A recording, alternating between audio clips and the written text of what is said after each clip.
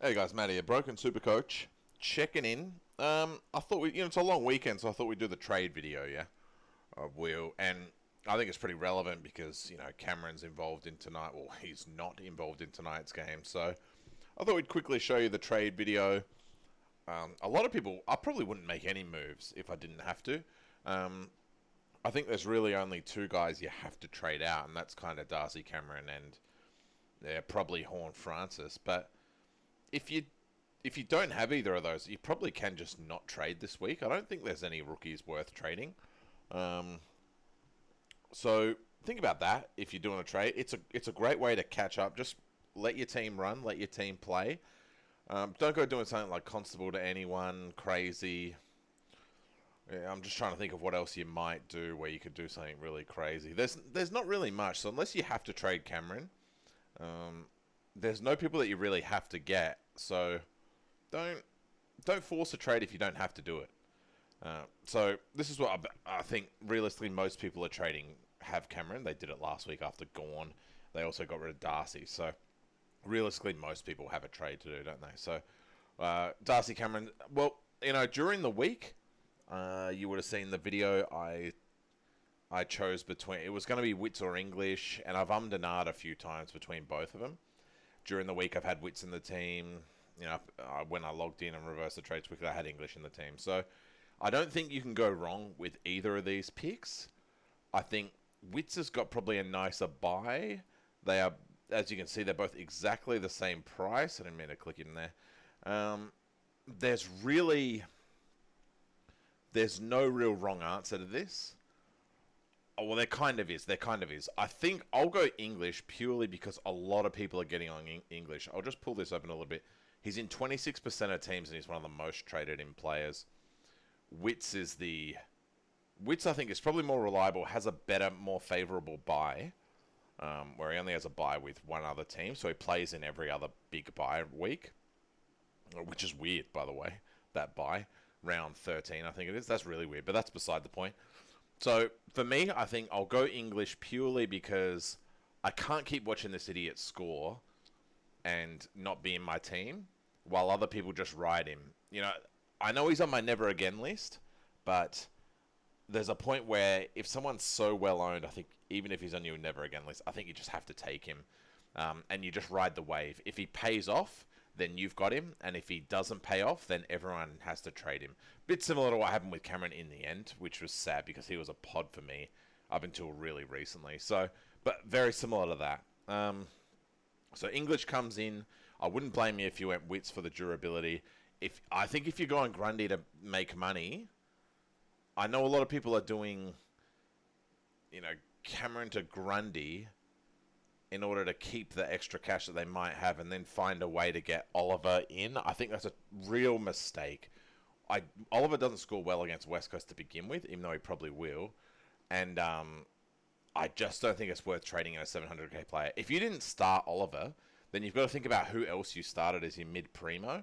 I started Oliver, so if you followed the channel, you should have started Oliver too, because I was hot on him. But if you didn't start him, there's a reason you didn't start him. You didn't like him for 700k. You didn't. I don't know why you didn't start him. I can't explain it. But you've locked that in now.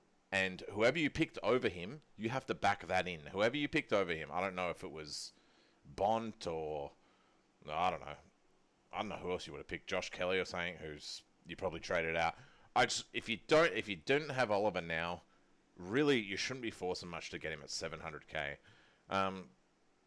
That said, he looks sick, so I feel really sorry for you if you don't have him. But that's all that. The other trade I'm going to do, just purely for break-even, is Jason Horn-Francis. Break-even of 88. What a failed trade that was.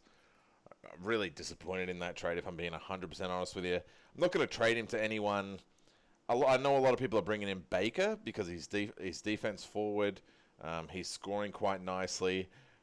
You would have seen in my video, half his points were last week, lads. Like, are we being serious here? Like, he's played 2 good footy games, and round 1 he was very poor, and half of his points have come last week. So, he might be good, but I don't know. I don't think that. What I'm going to do instead is bring in Chandler. I spoke about Armadi during the week as well.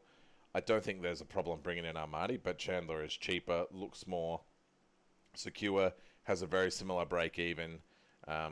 Will go up. Will continue to go up to about 400. He's another one where he's so well owned now.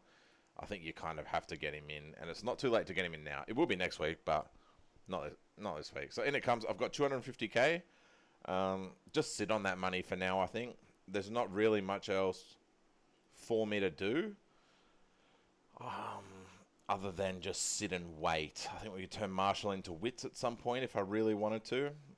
Could turn, if we decide that perhaps Zeeble isn't the one, we can turn him into someone, but I don't think there's much else to do. Captaincy wise, geez, I had my captains set and now I don't know what they are. I'm still going to go Oliver, and I think I'm going to go Laird into Oliver, I think. I don't think there's really much else to go for there. Like I said, we did the captains. We had a look through the captains videos last time, and there's just not many high scorers. Like these guys average 100 against their opponents, so not really happy with that. Was it Neil who I liked? Yeah, Neil doesn't score well against Collingwood. There truly is no one. So back in that Oliver is going to finally have a good game against West Coast. Who's the other one? He doesn't score well against Richmond. You could go Marshall, and if it's a vice-captain call, you could do it. Yeah, you know what? We're going to go really ballsy, and we're going to vice Marshall. Has a really good average against Gold Coast. We're going to back up Boy in. But, yeah, Oliver captain, I think, for me. Anyway, that's all. Yeah, happy whatever, Easter or whatever it is. Alright, see ya.